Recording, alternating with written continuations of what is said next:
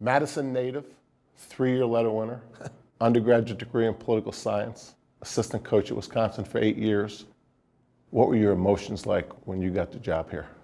Well, as you know, going through it, I don't know if you take time to really sit back and reflect. And so, obviously appreciative of it. You're humbled by it and grateful. You come to Wisconsin at a time where the bar has been set pretty high. Mm-hmm. What are the most important things you have to do to have the same kind of success your 3 predecessors have had? You know, I think that we have to make sure the kids understand the plan and the formula, and then we've got to do a great job of implementing it. I feel appreciative that I was a part of some of those successes, and so I've got a feel for what went into it and what the kids did. You mentioned your dad was more of a mentor as a dad than a coach, but he was a coach. He coached here. The one thing your dad, George, taught you about coaching would be what? I think it was to respect the game. And along with it, it's playing the game the right way, be it the rules of the game or the spirit of the game, which sounds old-fashioned, but I think is as real today as ever.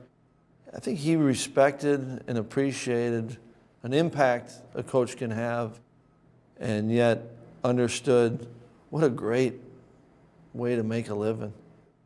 There's always pressure in this job.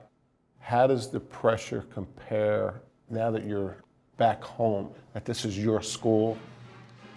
I've never felt the outside pressure has never been greater than the personal pressure. If I can look those players in the eye, I'm good. That's why you're doing it. And so that doesn't matter whether there's 10 people in the stands, whether there's 80, whether you're playing for a Rose Bowl or whether you're playing for the city championship.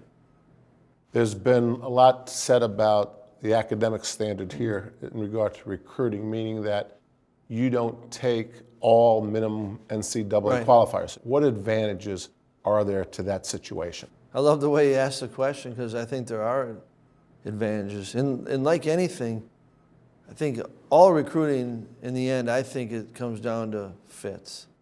If a kid feels good about it, feels comfortable, there's a fit, I think they have a greater chance to succeed. Maybe here we got to work a little bit harder and you got to go a couple layers.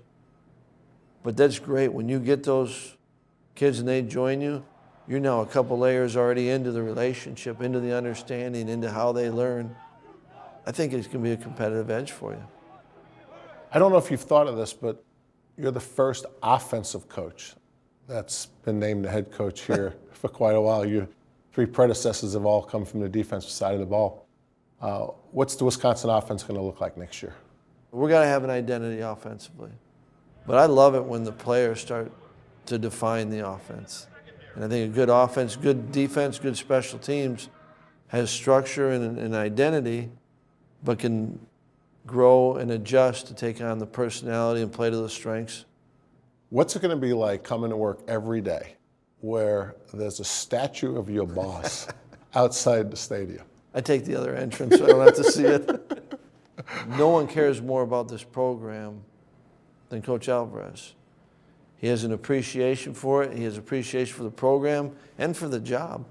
So if I promise you that your answer won't make the airwaves, what's the worst thing about working for a guy who has a statue outside your office? See, they haven't pulled the microphone off me, so I'm not going for that one.